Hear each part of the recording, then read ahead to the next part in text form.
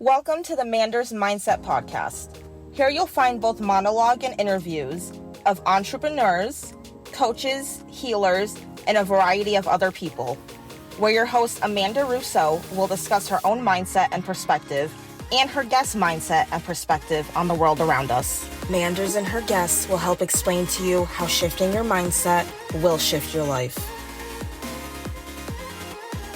Hi friends, welcome back to Manders Mindset. I'm your host, Amanda Russo, and today I'm diving into a topic that's very challenging and also very important to discuss. What to do after being laid off from your job. It's a tough situation, but with the right steps, you can navigate through it. And it's a difficult situation that many of us don't think we will ever be in, but many of us are often in this situation. So let's get started. First things first, it's essential to allow yourself to feel your emotions, whether it's confusion, overwhelm, stress, sadness, anger, any of those feelings. Give yourself the space to cry or just sit with those feelings and feel them. It is a normal part of the process, and acknowledging your emotions is the first step towards moving forward. Now, acknowledging your emotions does not mean dwelling on your emotions. There's a difference between feeling your emotions and dwelling on the emotions. Feel it, cry, allow yourself to process this situation. Once you've processed your emotions, it's time to get practical. Start by reviewing your budget. And if you don't have one, now is the perfect time to start one. Knowing where your money is going can help you make informed decisions during this transition period. It can help you determine what expenses to keep, what expenses not to keep. Here are some steps I recommend considering. Listing out your expenses. Write down all of your monthly expenses from rent, utilities, groceries, memberships, subscriptions, any and everything that is a recurring monthly cost that you pay. Write it down. Second is identify the difference between essential versus non-essential. Separate your expenses into essential and non-essential categories. This will help you see where you can cut back if needed. This can also help you see where to even cut back temporarily. When I first got laid off from my job, there were expenses I had for things that I enjoy using and I know benefit my life and I now have back again. But when I first got laid off, it wasn't a priority. It wasn't an essential expense. I had a meditation app that I was paying monthly for.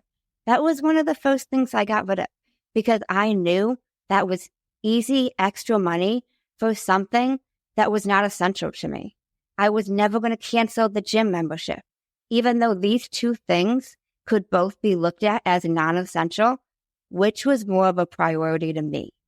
So when looking at your essential versus your non-essential, some of those lesser essential items, it will come down to which is more important to you. And there's no right or wrong answer. Next, see if you have an emergency fund and determine how long it can support you for. And look into other income sources you might have, whether it's freelance work, part-time gigs, passive income streams. It could be something as small as affiliate links, any other areas where income is coming in for you or where income could be coming in for you. An option that might not come to mind right away is starting your own business or growing a side hustle. I know a lot of people and a lot of you listening to me either have side gigs or are thinking about taking that leap into entrepreneurship.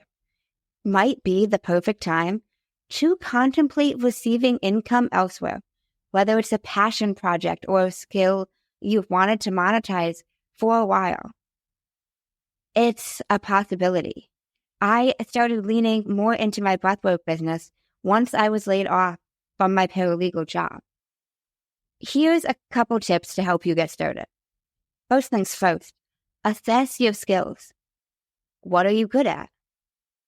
What skills do you have that could translate into a freelance business or a side hustle?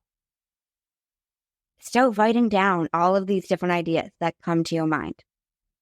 Second, explore opportunities, whether it's consulting, writing, graphic design, virtual assistants, photography, or even digital products. There are so many ways to generate income while you're job searching.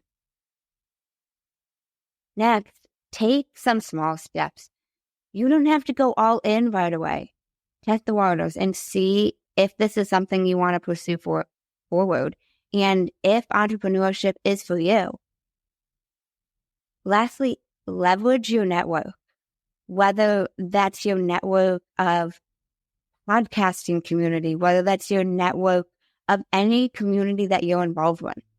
Let your network know if you're offering services or starting something new. You never know who might be interested in working with you or who might know someone who might be interested in working with you. A really great way to network and get yourself out there for any opportunities is word of mouth. Now, back to the job search. It's time to get your professional documents in order. Update your resume to reflect your most recent experiences and accomplishments. And don't forget to refresh your LinkedIn. Make sure your headshot is up to date. Here are some key tips. Highlight your key achievements. Focus on the skills and accomplishments that are most relevant to the job that you're applying for. And again, network. Reach out to your professional network. Let them know you're looking for new opportunities and ask for any leads, recommendations, suggestions that they may have. With your finances and your professional documents in order, you can now focus on your job search strategy. Here are some actionable steps. First of all, you want to set goals and define what kind of job you're looking for. Make sure you set realistic goals based on your education and your experience and what jobs you would actually be fit for.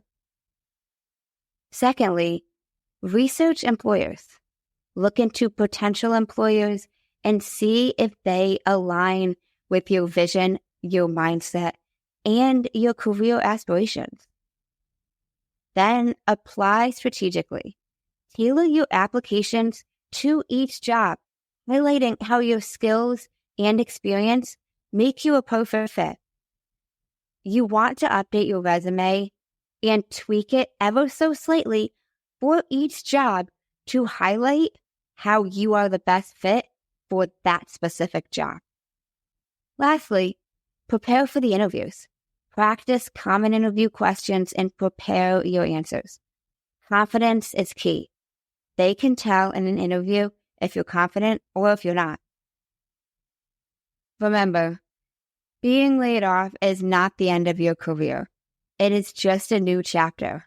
Whether you choose to pursue a new job or explore entrepreneurship, taking these practical steps will help you navigate this challenging time and come out stronger on the other side. It's all about shifting your mindset as to how you view this situation. It's either an obstacle or it's an opportunity. It could also be an obstacle and an opportunity. The choice is yours. I hope this helped, and I hope you remember that just because you lost your job, it doesn't make you any less qualified, and you will figure this out. You've figured everything else out in your life before, and you will figure this out too. Thanks for tuning in to another episode of Manders Mindset. And don't forget to subscribe for more episodes on mindset, self-development, and career growth. As always, in case nobody told you today, I'm proud of you. I'm rooting for you, and you got this. Thanks, guys. Until next time.